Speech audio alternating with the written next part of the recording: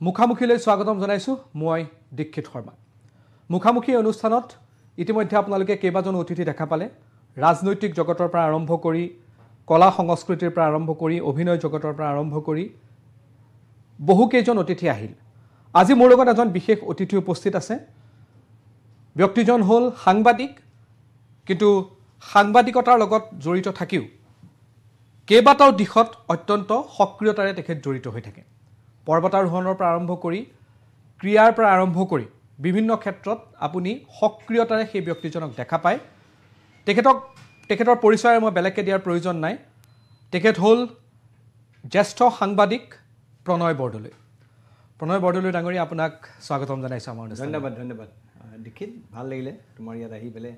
নতুন channel news nation আগতে আহিছোঁ ভাল লাগিছে হয় এটা মই দৰ্শকসকলক জনাই থব বিচাৰিছোঁ যে সাংবাদিকতাৰ জগতত যিসকলৰ পৰা মই শিকিছোঁ তাৰ ভিতৰত প্ৰণয় দাও এজন আৰু আজি তেখেতক মই প্ৰশ্ন কৰিব লগা হোৱাত কিছু অকণমান অস্বস্তি বোধ হয় তথাপিও যেহেতু আমাৰ মোৰ এটা শ্ব' এটা পৰম্পৰা থাকে সেই পৰম্পৰা অনুসৰি মই আপোনাক অনুৰোধ জনাম ঠিক আছে যিমান পাৰে আপুনি সিমান স্পষ্টতাৰে আপুনি যাতে উত্তৰ দিয়ে নিঃসন্দেহে আৰু অনুৰোধটো থাকিব যে ইমান দিনে আপুনি যিমান স্পষ্টতাৰে ক'লে আজি 10 বা 20% তাতকৈ বেছি ক'ব ঠিক আছে কেইবাটাও বিষয়ত মই আপোনাৰ লগত কথা পাতিম নিশ্চয় আৰু মই আপোনাক জনাই থওঁ যে আপুনি এই অনুষ্ঠানটোৰ 14 নম্বৰজন অতিথি ইয়াৰ পূৰ্বতে কেইবাজনো অতিথি আহিলে কিন্তু সাংবাদিকতাৰ জগতৰ আপুনি মোৰ প্ৰথমজন অতিথি সেইবাবে মই আপোনাৰ ইণ্টাৰভিউ ল'ব পাই বা আপোনাক এই অনুষ্ঠানত পাই মই নিজে আনন্দিত হৈছোঁ অভিযোগ মই আপোনাক দিব নোৱাৰোঁ কাৰণ আপুনি মোৰ ছিনিয়ৰ হয় মোৰ আপোনাক অভিযোগ দিয়াৰ ধৃষ্টতাকণ নকৰোঁ কিন্তু কেইবাটাও প্ৰশ্ন মই আপোনাৰ লগত কৰিব বিচাৰিম ঠিক আছে হ'ব মই আৰম্ভ কৰিব বিচাৰিছোঁ সাংবাদিকতাৰ বিষয়ক লৈ পেলাই আৰম্ভ কৰিব বিচাৰিছোঁ আৰু মোৰ যদি ভুল হোৱা নাই সম্ভৱতঃ আপুনি 80 দশকৰ শেষৰ ফালৰ পৰাই আপুনি সাংবাদিকতা আৰম্ভ কৰিছিলে আৰু আপুনি আপোনাৰ এই জাৰ্ণিটোত আপুনি প্ৰিণ্ট মিডিয়া দেখিলে ইলেক্ট্ৰনিক মিডিয়া দেখিলে ডিজিটেল মিডিয়া দেখিলে এতিয়া ডিজিটেল মিডিয়াৰো কেইবাটা ভাগ হৈছে আপোনাৰ এই জাৰ্ণিটোক যদি মই এটা বিশ্লেষণাত্মক ভংগীৰে সোধোঁ আপুনি কেনেধৰণে ক'ব কি ক'ব বিচাৰিব এই মুহূৰ্তত তাৰমানে দীক্ষিত আমি আমাৰ যিসকল সাংবাদিক আছে বৰ্তমান সেইসকল আমি অলপ সৌভাগ্যৱান মই নিজকে ভাবোঁ কাৰণ আমি আমাৰ সাংবাদিকতাত প্ৰযুক্তিৰ উত্তৰণ আমি সম্পূৰ্ণ দেখিছোঁ কাৰণ যেতিয়া লেটাৰ প্ৰেছ আছিল যেতিয়া আখৰ বাছে বুলি কয় আখৰ তোলে লেটাৰ কেছত আখৰ থাকে তাৰপৰা আখৰ বাছে তেনেকুৱা অৱস্থাৰ পৰা আমি সাংবাদিকতা আৰম্ভ কৰিছোঁ পৰৱৰ্তী সময়ছোৱাত আহিলে PTS বুলি কয় PTS ফটো টাইপ ছেটাৰ আহিলে অন্যান্য যি সা সুবিধাবিলাক আহিলে DTP হ'ল আৰু চব বেলেগ ধৰণৰ হৈ গ'ল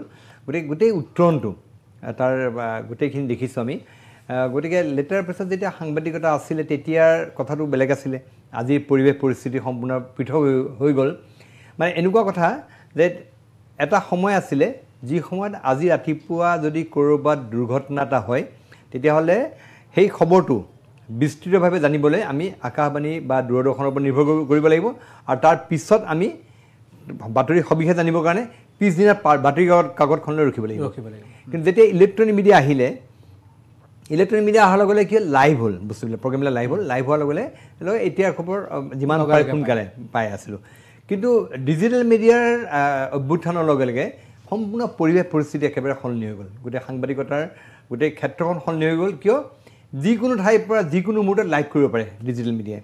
গতিকে ডিজিটেল মিডিয়াৰ লগে লগে এতিয়াৰ খবৰ এতিয়াই মানুহে আগৰ নিচিনা এটা খবৰ জানিবলৈ 20 ঘণ্টা 22 ঘণ্টা 24 ঘণ্টা ৰখিবলগীয়া নহ'ল এই মুহূৰ্তত ক'ৰবাত কিবা এটা হৈছে আমি এই মুহূৰ্তত গম পাই আছোঁ আমেৰিকাত কিবা এটা হৈছে এই মুহূৰ্তত আমি গম পাই আছোঁ গতিকে সাংবাদিকতাৰ ক্ষেত্ৰখনৰ এটা বিশাল পৰিৱৰ্তন হৈছে আৰু এই গোটেই পৰিৱৰ্তন বা এই যিটো উত্তৰণ বুলি কৈছে প্ৰযুক্তিৰ উত্তৰণ এই প্ৰযুক্তিৰ উত্তৰণৰ আমি সাক্ষী আমি সেই প্ৰযুক্তিৰ উত্তৰণৰ লগে লগে কাম কৰি আহিছোঁ মই নিজে প্ৰিণ্ট মিডিয়াত কাম কৰিলোঁ ইলেক্ট্ৰনিক মিডিয়াত কাম কৰিলোঁ ডিজিটেল মিডিয়াত কাম কৰিছোঁ গোটেইকেইটা মিডিয়াত কাম কৰাৰ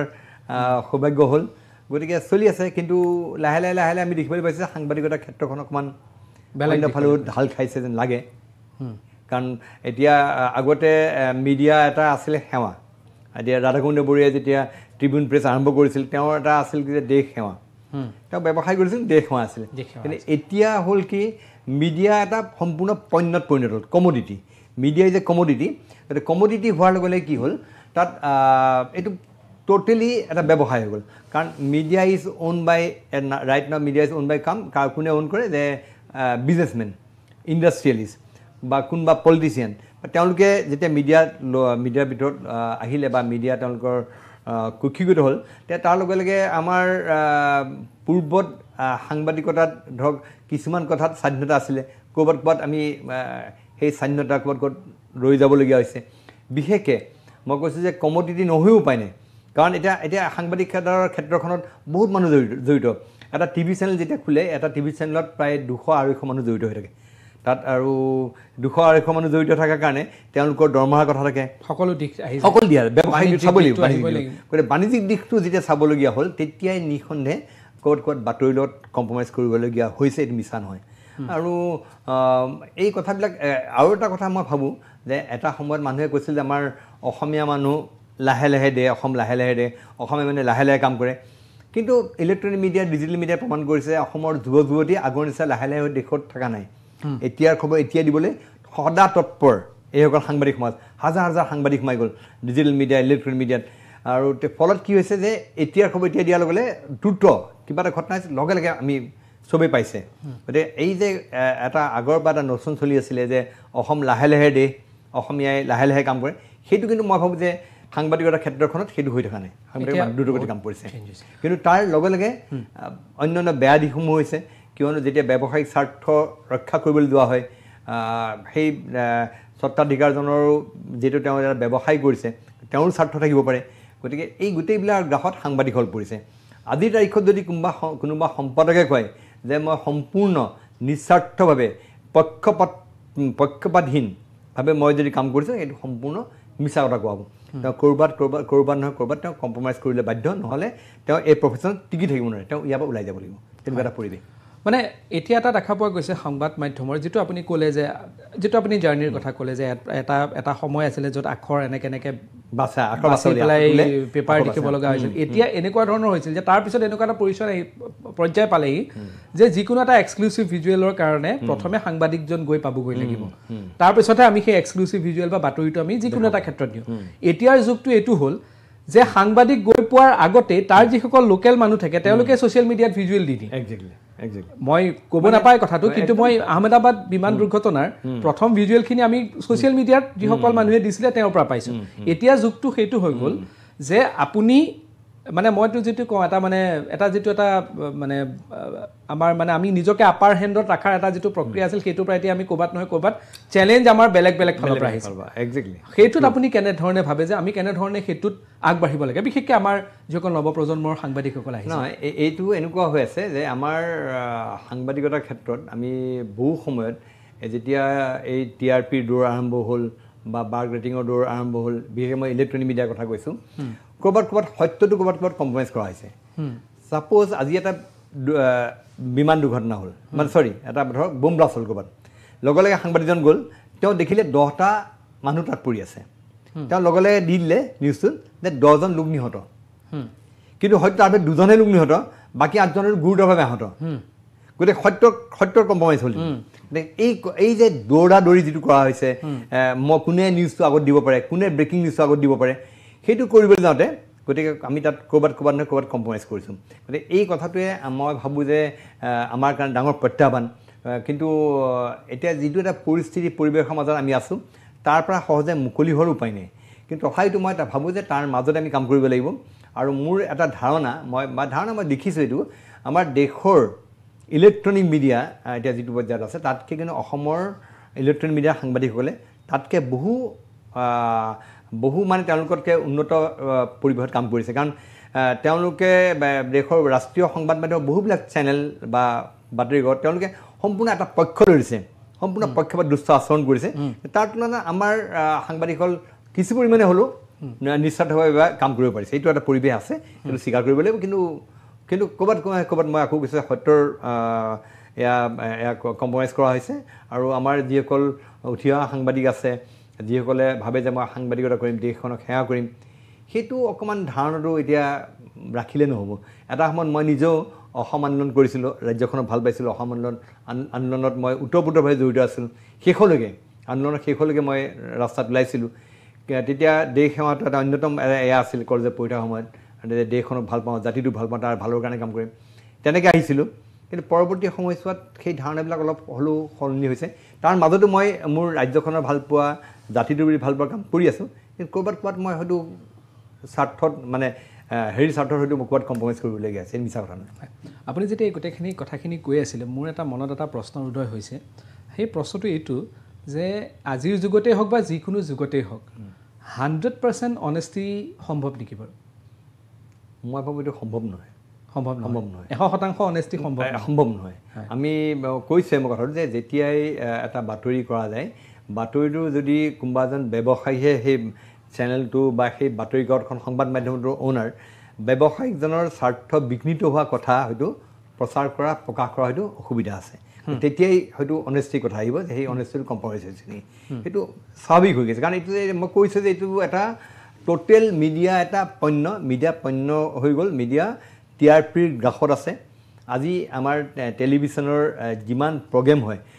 প্ৰত্যেক প্ৰগ্ৰেম মনিটৰ হৈ থাকে প্ৰত্যেক প্ৰগ্ৰেম মনিটৰ হৈ থাকে প্ৰত্যেকটা প্ৰগ্ৰেমত আমাৰ TRP ৰেটিং আহে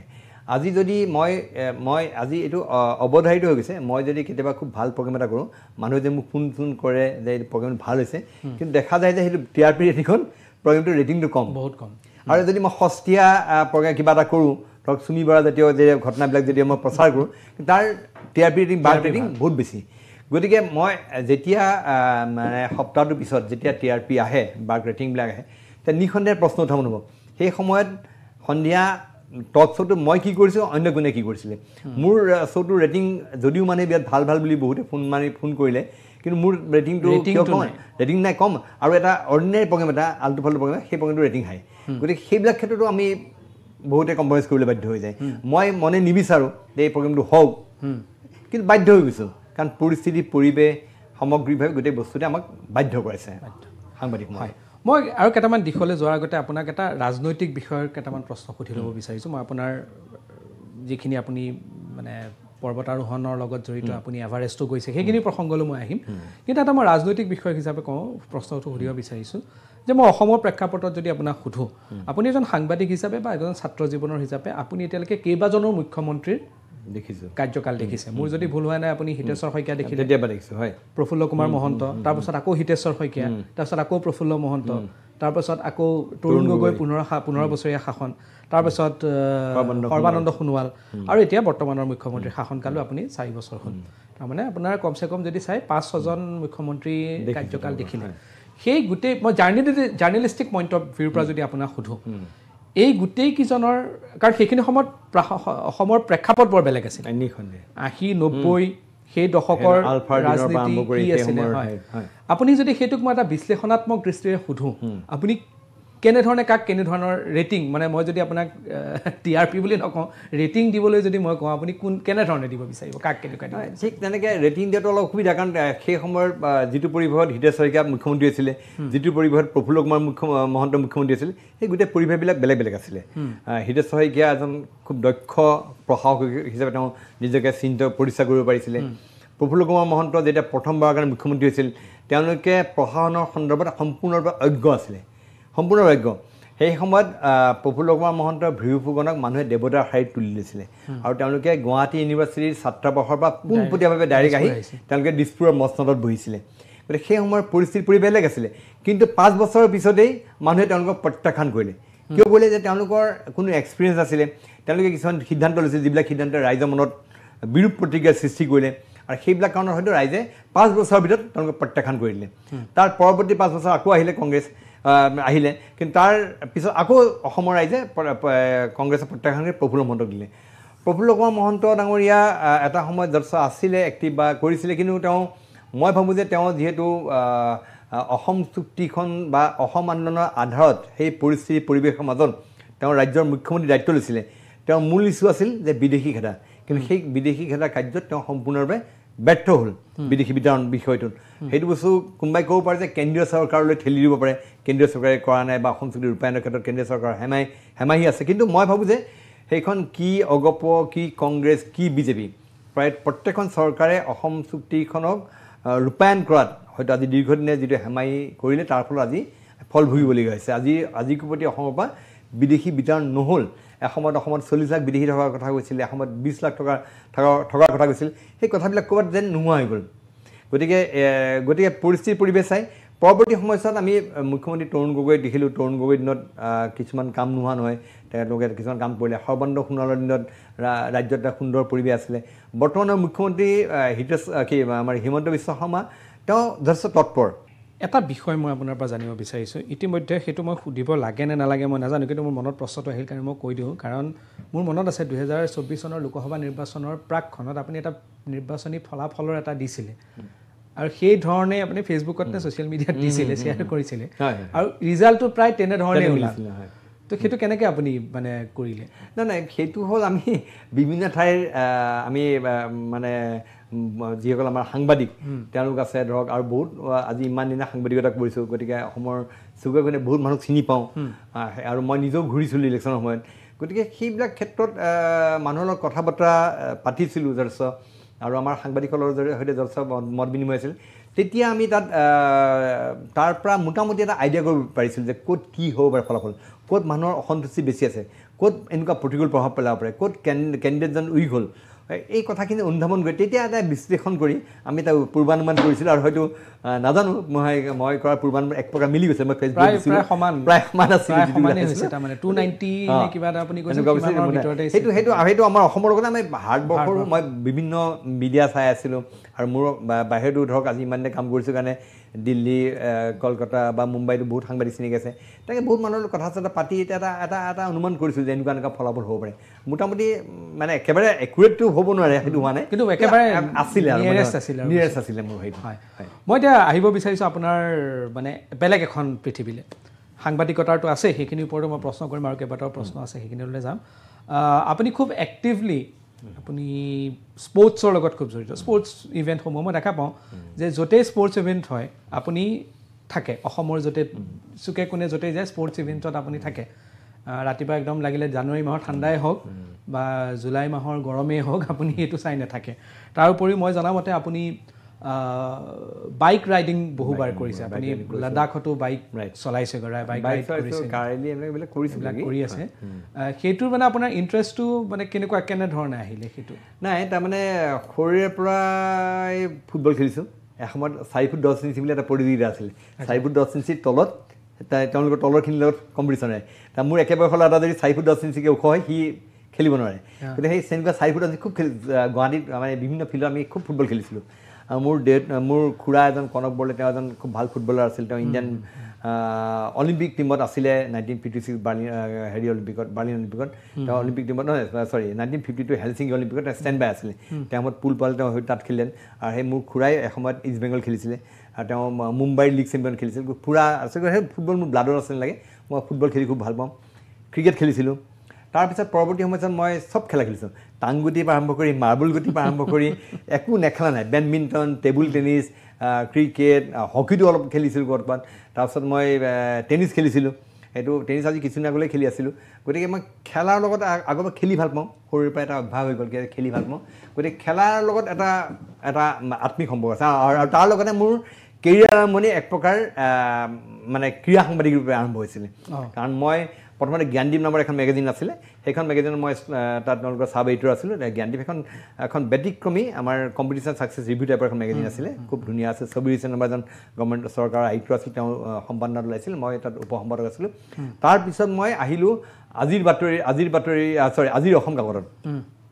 আজিৰ অসম কাকতত মই ৰাধিকামন ভাগৱতী ছাৰৰ দিনত মই তাত ক্ৰীড়া সম্পাদক ৰূপে মই তাত যোগদান কৰিছোঁ ক্ৰীড়া সাংবাদিক ক্ৰীড়াৰ উপ সম্পাদক মই তাত স্পৰ্টছ পেজত কাম কৰিছিলোঁ ৰিপৰ্টিং কৰিছিলোঁ নিজৰ ইণ্টাৰেষ্ট আছিলে আৰু তাৰ পৰাই ৰাধিকামন ভাগৱতী ছাৰে মোক তাৰ পৰাই নি ষ্টাফ ৰিপৰ্টাৰ কৰিলে সেইখন পেপাৰৰ কাৰণ আমাৰ ষ্টাফ ৰিপৰ্টাৰ লাগিছিল তেতিয়া কাকতত এজন মাত্ৰ ষ্টাফ ৰিপৰ্টাৰ থাকে মোক ষ্টাফ ৰিপৰ্টাৰ কৰিছিল কাকতখনত আৰু তাৰপৰা মই গ'লোগৈ আজিৰ বাতৰি কাকত আজিৰ বাতৰি অসমীয়া সাংবাদিকতাত আধুনিকতা অনা অন্যতম কাকতখন হৈছে আজিৰ বাতৰি কাকত আৰু আজি বৰ্তমান অসমৰ যিসকল সাংবাদিকে শীৰ্ষত বিভিন্ন পদবীত কাম কৰিছে সেই গোটেইসকল সাংবাদিক তেতিয়া আমি তাত একলগ হৈছিলোঁ চব যুৱ সাংবাদিক সেই সময়ত মনোজ কুমাৰ ধীৰেন্দ্ৰনাথ চকৰ্দী ছাৰ সম্পাদক আছিলে মনোজ কুমাৰ গোস্বামী তাৰে কাকতখনৰ এক্সিকিউটিভ এডিটৰ আছিলে আৰু মই সেইখন কাকতৰ মই আছিলোঁ চিফ ষ্টাফ ৰিপৰ্টাৰ সেইখন কাকতৰ মোৰ লগত আমি অতনু ভূঞা আছিলে ধ্ৰুৱ মহন্ত আছিলে তেনেকৈ মিহিৰ দেউৰী বা ৰূপম বৰুৱা বা এনেকৈ আৰু বহুত পূৰ্বজ্যোতি চুতীয়া মৃণাল বৰা সেইসকল চবেই আজি ভাল ভাল পষ্টত কাম কৰি আছে বিভিন্ন টিভি চেনেল পেপাৰত গতিকে আজিৰ বাতৰি আমি থাকিলোঁ আজিৰ বাতৰি মই আহিলোঁ হুমায়ুন বৰগোহাঁই ছাৰে যেতিয়া প্ৰথম আমাৰ অসম আৰম্ভ কৰিছে আমাৰ অসমত মই তাত নিউজ এডিটৰ হিচাপে আমাৰ অসম কাকতত যোগদান কৰিলোঁ তাতো 5-6 বছৰমান থাকিলোঁ আমাৰ অসম বৰগোহাঁই ছাৰৰ লগত তাৰপাছত মনোজ গোস্বামীহঁতে গৈ পেলাই জনসাধাৰণ কৰিলে মই ওলাই গৈ পেলাই আৰম্ভ কৰিলোঁ প্ৰাগ নিউজ অসমৰ ইলেক্ট্ৰনিক মিডিয়াৰ first TV channel Prag news আৰু মই এতিয়াও মনত পৰে যে তাত সেই এটা আমি জোৰা টাপুলি মৰা ব্যৱস্থাৰে নিউজ পঢ়াইছিলোঁ আমাৰ ৰাতিপুৱা মনত পৰে ৰাতিপুৱা সদায় স্কেচ মানে আমি কাগজত ডাঙৰ ডাঙৰকৈ লিখি পেলাই সেইবিলাক জোৰা লগাওঁ এনেকৈ লম্বাকৈ এটা নিউজ আৰু কেমেৰাৰ তলত এখন চকী বা কিবাখন দি এজনে তলৰ পৰা টানি থাকে আৰু ইফালে এংকৰে পৰি থাকে টেলিপ্ৰম্পটাৰ কৰিছে সেইটো ব্যৱস্থা আছিলে তেনেকৈ জোৰা টাপুলি মৰাৰে আৰম্ভ কৰা মোৰ মনত পৰে প্ৰাগ নিউজ গতিকে সেই প্ৰাগ নিউজত থাকিলোঁ এটা সময়ত প্ৰাগ নিউজ কোচিং নাছিল চলাব নোৱাৰা হোৱাৰ কাৰণে মই ওলাই গৈ জনসাধাৰণ পেপাৰত মই এক্সিকিউটিভ এডিটৰ হিচাপে মনোজ গোস্বামী আকৌ লগ লাগিলোঁ আৰু তাৰপিছত মই প্ৰাগ নিউজৰ সঞ্জীৱ নাৰায়ণ লোৱাৰ পিছত বেলেগ হৈ গ'ল তাৰপৰা মই আহিলোঁ DY365 মই মেনেজিং এডিটৰ আছিলোঁ সেইটো চেনেল যেতিয়া আৰম্ভ হৈছিলে সেইটোত আমি আৰম্ভণি কৰিছোঁ আৰু তাৰপৰা DY365ৰ পৰা মই আকৌ ওলাই গৈ পেলাই মই প্ৰাগ নিউজত গ'লোঁ তাতো মই মেনেজিং এডিটৰ হ'লোঁ প্ৰাগ নিউজৰ পৰা মই আকৌ অলপ কিছুদিন থাকি অলপ ওলাই আহি DN নিউজ প্লাছ তাৰপিছত মই NKTVত আহিলোঁ NKTVত আহি পেলাই মই এনেকৈ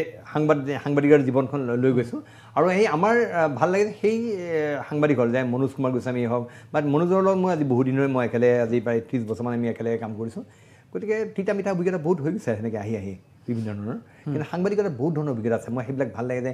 বহুত মানুহক লগ পালোঁ বিভিন্ন দুৰ্ঘটনাৰ সাক্ষী হ'লোঁ বহু ঘটনা দেখিলোঁ সেইবিলাক কথা ভাবিলে মনটো ভাল লাগে আপোনাৰ অভিজ্ঞতা কিবা মনত আছে নেকি একদম মানে মেমৰেবল এটা মোমেণ্ট মেমৰেবল মোমেণ্ট বুলি ক'লে মই দুটা ঘটনা ক'ব পাৰোঁ এটা হ'ল মই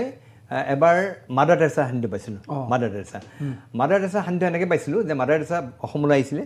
মই তেতিয়া আজিৰ বাতৰিৰ কাকতত কাম কৰোঁ তো মই মাদাৰ টেৰেছাৰ তেওঁ আহিছিলে আমাৰ এই গুৱাহাটী ইউনিভাৰ্চিটিৰ 7 মাইলত থকা এটা কেন্দ্ৰ এটা মুকলি কৰিব কাৰণে এইডছৰ তাতে তেওঁ সেইখন মুকলি কৰিবলৈ আহিছিলে মাদাৰ টেৰেছাই সেইটো অ'পেন কৰি তেওঁ ভিতৰত থকা ঘৰটো চাবলৈ গ'ল সেই সময়ত অসমৰ ৰাজ্যপাল আছিল লোকনাথ মিশ্ৰ মুখ্যমন্ত্ৰী আছিল প্ৰফুল্ল কুমাৰ মহন্ত যেতিয়া মাদাৰ টেৰেছা ভিতৰলৈ গ'ল তেতিয়া ময়ো সাংবাদিক হোৱাৰ সূত্ৰে হয়তো মই সুবিধা মই ভিতৰত সোমাই গ'লোঁ মাদাৰ টেৰেছাৰ লগত বেলেগ কোনো সাংবাদিক যোৱা নাই মই অকলে ভিতৰত সোমাই তেওঁ মাদাৰ টেৰেছাৰ ঘৰটো চাই পেলাই যেতিয়া তেওঁ ওলাই আহিলে চিৰি নামিব মই এনেকৈ হাতখন আগবাঢ়ি দিলোঁ মাদাৰে মোৰ হাতত হাত ধৰি মই তেওঁৰ মোৰ হাতত ধৰি মাদাৰ টেৰেছা নামি আহি মোৰ মূৰত হাত দি মোক ক'লে যে God bless you my son মই এতিয়াও মনত আছে এই কথা মাদাৰ টেৰেছা যে God bless you my son আৰু মই সদায় সকলোকে এইটো কথা গৰ্বৰে কওঁ যে মই মাদাৰৰ আশীৰ্বাদ পাইছিলোঁ পৃথিৱীৰ মাতৃ তেওঁকতো মাদাৰ অফ দ্য ৱৰ্ল্ড বুলি জানে মানুহে মাদাৰ টেৰেছা তেওঁৰ মোক মূৰত হাত দি আশীৰ্বাদ কৰিছিলে গতিকে মাদাৰ টেৰেছাক তেনেকৈ পাইছিলোঁ কিন্তু মই তাৰপিছত আৰু এটা ঘটনা ফটকৈ কৈ দিব খুজিছোঁ মাদাৰ টেৰেছাৰ সেই ঘটনাৰ বহু বছৰ পিছত মই তেতিয়া আমাৰ অসম কাকতৰ মই নিউজ এডিটৰ আৰু আমাৰ অসম কাকতৰ সেইদিনা মই ফ্ৰণ্ট পেজটো বনাই আছোঁ এতিয়া ফ্ৰণ্ট পেজটো বনাই থাকোঁতে মই লিড নিউজটো পোৱা নাই তাতে 2 কলম ব্লেংক আছে সেইটো মই ব্লেংক কৰি কাৰণ পেজৰ ডেডলাইন থাকে 10টা বজাত 10:30 বজাত পেজটো এৰিব লাগে গতিকে মই 2 কলম ৰাখি মই 9টা বজাত মানে নিউজটো বনাই আছোঁ তেতিয়া আমাৰ এজন আছিলে মোৰ সতীৰ্থ মোৰ ভাতৃ লুইত পাঠক বুলি এজন তেওঁ আহি পেলাই ক'লে যে পইণ্ট এটা বেয়া খবৰ এটা আছে মই কি হ'ল এনেকৈ মাদাৰ টেৰেছা ঢুকাল তেতিয়া টেলিপ্ৰিণ্টাৰ আছে টেলিপ্ৰিণ্টাৰত খাটা নিউজবিলাক আহি থাকে PTV নাই তাত টেলিপ্ৰিণ্টাৰ নিউজ চালোঁ চাই পেলাই অকলে আৰু ময়ূষী মাতৃ আৰু নাই এনেকৈ নিউজ 2 কলম নিউজটো ভৰাই পঠাই দিলোঁ নিউজটো মই যেতিয়া পঠাই দিলোঁ পেজটো পাছ কৰি তাৰপিছত লুইত পাঠক মোৰ ওচৰত আহিছে লুইত পাঠকে মোক আহি পেলাই প্ৰশ্ন কৰিলে যে প্ৰণয়দা আপুনিতো খুব কৈ থাকে যে আপুনি মাদাৰ টেৰেছা সান্নিধ্য পাইছে মাদাৰ টেৰেছা আশীৰ্বাদ পাইছে আপুনি খুব শুনাই থাকে আমাক আৰু আপুনি সেইদিনা যেতিয়া মাদাৰ টেৰেছাৰ ঢুকোৱাৰ খবৰটো মই আপোনাক দিলোঁ আপুনি কি কৈছোঁ গম পাইছেনে মই কি ক'লোঁ কৈছে আপুনি কৈছে মই এতিয়াও মনত পৰে এইটো বস্তু মই লিখিছোঁ পিছত লিড পাই গ'লোঁ তাৰমানে মই মোৰ কামটোত মানে ইমান এনগ্ৰছ হৈ গ'লোঁ আৰু হোৱাৰ লগে লগে কি হ'ল আমাৰ সূক্ষ্ম অনুভূতিবিলাক কাৰণ আমি মানে এনেকুৱা সময়ৰ সাংবাদিক এই যে তেজ দেখিলোঁ আলফা চৰকাৰৰ সেনাৰ সংগ্ৰহ সেনা আৰক্ষী সংগ্ৰহ সেই ঘটনাৰ পৰা বহুত দেখিলোঁ কিমান ল'ৰা মৰা দেখিলোঁ কিমান ল'ৰা ব্লাড দেখিলোঁ গতিকে সেইবিলাক ঘটনাৰ পৰা আমাক লাহে লাহে আমাক মানে আমাৰ সূক্ষ্ম অনুভূতিবিলাক হেৰাই দিলে সেইকাৰণে মাদাৰ টেৰেছাৰ মৃত্যুৰ সময়ত মই তেনেকৈ ক'ব পাৰিলোঁ আৰু এটা ঘটনা মোৰ ফাৰ্ষ্ট ৰিপৰ্টিং সেইটো এটা মই কৰি ল'ব খুজিছোঁ মই তেতিয়া আজিৰ অসম কাকতৰ প্ৰথম ষ্টাফ ৰিপৰ্টাৰ হৈছোঁ হঠাৎ এদিন আমি চেণ্টিনেল বিল্ডিং তাতে অফিচ আছে হঠাৎ আমি গণেশগুৰিত শুনিলোঁ প্ৰচণ্ড জোৰত বোমা বিস্ফোৰণৰ শব্দ বোমা বিস্ফোৰণৰ শব্দ এটা শুনিলোঁ লগে অলপ পাছত গম পালোঁ যে বম ফুটিছে গণেশগুৰিত গণেশগুৰি বোম ফুটাৰ লগে লগে আহিলোঁ মই এজ এ ৰিপৰ্টাৰ এখন বাইক আছিলে বাইকখন আহি দেখিলোঁ যেতিয়া স্পটত নামিছোঁ মই এতিয়াও সেই দৃশ্য মনত আছে যে তাত দেখিলোঁ প্ৰথম মোৰ জীৱনৰ ৰিপৰ্টিং এখন ভৰি আঁঠুৰ ওপৰত চিঙা জোতা মোজা পিন্ধা পেণ্টটো মানে ওলাই গ'ল জোতা মোজা ভৰিখন এনেকৈ ৰাস্তাৰ ওপৰত থিয় হৈ আছে মাজ ৰাস্তাত আৰু ক'ত ইফালে মানুহ পৰি আছে কিন্তু মাজ ৰাস্তাত এখন ভৰি দেখিছোঁ মই ভৰিখন আঁঠুৰ এইখিনিতে ছিঙি পেলাই ভৰিখন থিয় হৈ আছে এনেকৈ থিয় হৈ আছে আৰু ৰাস্তাত চিটি খাই পৰি গ'লে থিয় হৈ আছে একদম কেনেকুৱা বিভৎস দৃশ্য এই দৃশ্য দেখি মই মানে কেইবাদিনো ভাত খাব পৰা নাই অৱস্থা কাহিল খুব বহুত কষ্ট পালোঁ মনো কষ্ট পালোঁ বহুত দুখ পালোঁ কিন্তু পৰৱৰ্তী সময়ছোৱাত লাহে লাহে এনেকুৱা হৈ গ'ল এবাৰ তেনেকৈ তাৰ এবছৰমান পিছত এনেকৈ আৰু এটা ঘটনা আহিল ৰাতি সময় ৰাতি লেচিটি কৰি আছোঁ ৰাতি খবৰ আহিছে যে এইফালে আমাৰ এইখন কি পাহাৰ আমাৰ এই ইয়াতে এই পাহাৰত হেৰি আছে এনকাউণ্টাৰ হৈছে ল'ৰা এজন মৰিছে আলফা ল'ৰাজন মৰিছে বুলি আমি লগে গ'লোঁ ৰাতি 2:30 বাজিছে মই দেখিলোঁ যে মানে ডেড বডিটো পৰি আছে আৰু তাৰপৰা ব্লাড ওলাইছে তেজ পুৰা গোটেইখন আৰু বৰষুণৰ পানী ভিজি আছে গোটেই বস্তুটো হয়নে দেখি পেলাই খুব বেয়া লাগিলে যি নহওক মই তাৰপিছত কিবা কিবি অলপ লিখি মেলি ঘৰলৈ আহিলে ঘৰত আহি কিবা কণিভাৰ চনিভাৰ আছিল খাই শুই থাকিলোঁ পাছত মই ভাবিছোঁ যে বিশ্বনাথ গৈছোঁ যে মই যিটো ল'ৰাই আজি দুদিনমান আগতে এই ব্লাষ্ট দেখি পেলাই মই কেইবাদিনো খাব শুব পৰা নাছিলোঁ কিন্তু মই এইটো মোৰ কোনো মনত প্ৰতিক্ৰিয়া নকৰিলে তাৰমানে এই যে আমি ব্লাড দেখিলোঁ অনবৰত দেখা শুনা হত্যা এইবিলাক ঘটনা দেখি অসমত তেতিয়া অসমৰ আকাশত অসমৰ সংবাদ মাধ্যমত তেতিয়া সেইবিলাক খবৰ পূৰা চলে গতিকে সেই ঘটনাবোৰে আমাৰ মনৰ সূক্ষ্ম অনুভূতিবিলাক হেৰুৱাই দিলে গতিকে এইবিলাক কথা আমাৰ মনত ক্ৰিয়া নকৰা হ'ল আমি কোনো তেজ দেখিলে আমি পটককৈ বেছি বিচলিত নহওঁ সেই এটা পৰিৱেশ গতিকে এই বস্তুবিলাক লাহে লাহে সাংবাদিকতা উত্তৰণ হৈছে কিন্তু আমাৰ মানসিকভাৱে মই ভাবোঁ যে বহুত অৱক্ষয় হৈ গ'ল সেইটো ঘটনা বহুত আছে হয় অকণমান মই যাব বিচাৰিছোঁ হিমালয়ৰ ফালে আপোনাৰ হিমালয় আপুনি গৈছে মই জানামতে আপুনি এভাৰেষ্টটো দুবাৰ গৈছে দুবাৰ ট্ৰাই কৰিছোঁ হয় সেইটো অকণমান কওকচোন কেনেকৈ কৰিছিলে এভাৰেষ্ট মানে মই সৰুৰ পৰাই পাহাৰ বগাই ভাল পাওঁ মই স্কুলত পঢ়ি থাকোঁতেও আমাৰ সন্মুখত পাহাৰ আছে পাহাৰত ঘূৰি ফুৰোঁ ওপৰৰ পৰা পাহাৰৰ ওপৰৰ পৰা তলৰ পৃথিৱীখন চাই বিৰাট ভাল লাগে সেইটো কাৰণত তেনেকৈ মই প্ৰথম মাউণ্টেইনিঙৰ স্পৰ্শ পালোঁ আমাৰ তেতিয়া নেচিম আক্তাৰ বাইদেউ আছিলে আমি তেতিয়া অসম আন্দোলনত স্বেচ্ছাসেৱক বাহিনী আছিল স্বেচ্ছাসেৱক বাহিনীৰ বেনাৰত এটা প্ৰশিক্ষণ আছিল পৰ্বতাৰোহণ শিলাৰোহণ মই গুৱাহাটীৰ আশাইবাই শিলাৰোহণৰ প্ৰশিক্ষণ ল'লোঁ নেচিম আক্তাৰ বাইদেউৰ নেতৃত্বত আৰু তাৰ পাছত আমি এটা প্ৰথম নেপালত ট্ৰেকিঙত গৈছোঁ 83 মানৰ ঘটনা নেপাল ট্ৰেকিঙত গ'লোঁ 82 মানৰ ঘটনা 82 নে 80 মানৰ ঘটনা মই পাহৰি গ'লোঁ সেইটো নেপালত আমি হেলেম্বু বুলি ঠাইখন নেপাল ট্ৰেকিঙত গ'লোঁ আৰু ট্ৰেকিঙত গৈ প্ৰথমবাৰৰ কাৰণে মই হিমালয় দেখা পালোঁ বৰফৰ পাহাৰ আৰু দেখা পাই মই অভিভূত হ'লোঁ আৰু সেই হিমালয়ৰ সেই প্ৰথম জাৰ্ণিতে হিমালয়ৰ সৈতে এটা এক প্ৰকাৰ প্ৰেম গঢ়ি উঠিল আত্মীয়তা গঢ়ি উঠিল আৰু তাৰপাছত প্ৰত্যেক বছৰ মই হিমালয় গৈছোঁ হিচাপ নাই হিমালয় অসংখ্যবাৰ গৈছোঁ হিমালয়ৰ বিভিন্ন ঠাই মই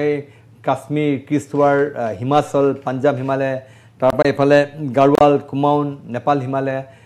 ছিকিম হিমালয় এই চবতে মই বিভিন্ন ধৰণৰ এক্সপিডিশ্যন কৰিছোঁ খালি মই অৰুণাচল হিমালয়ত মই অৰুণাচল হিমালয় মই গৈছোঁ কিন্তু ট্ৰেকিং বা এক্সপিডিশ্যন কৰা নাই বাকী হিমালয়ত প্ৰত্যেক বছৰ মানে মাহটোৰ 25-30টা দিন আমি হিমালয়ত থাকোঁৱেই সেনেকুৱা কটা নাই আৰু সেইটো এটা হেবিট হৈ গৈছিলে গতিকে হিমালয় বহুত গ'ল 30 বছৰ মই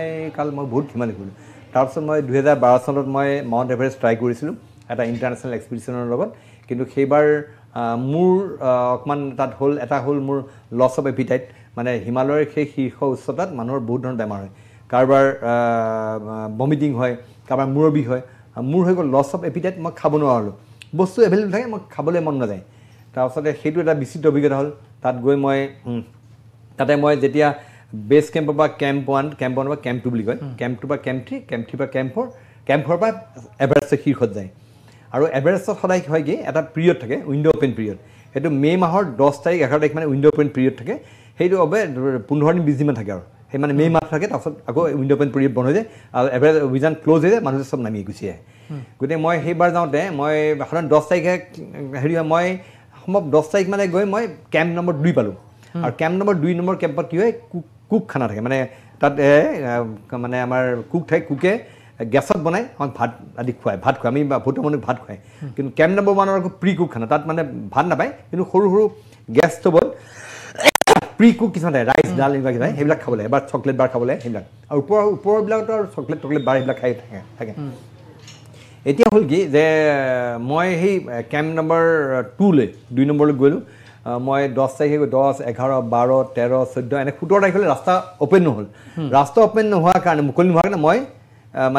মই নামি অহা নাছিলোঁ তাৰপিছত ইহঁতে মোক তলৰ পৰা মোক মেছেজ দি আছে তই নামি আহ আৰু কাৰণ বেছ কেম্পৰ পৰা কেম্প 1 1 নম্বৰ শিবিৰ সাংঘাতিক ডেঞ্জাৰ সাংঘাতিক বিপদজনক বহুত মাউণ্টেইনাৰ তাত মৃত্যু হৈছে মই ইমান বিপদসংকুল পথ পাৰ হৈছে মই ইফালে ৰাস্তা অপেন হ'ব গুচি যাম ওপৰলৈ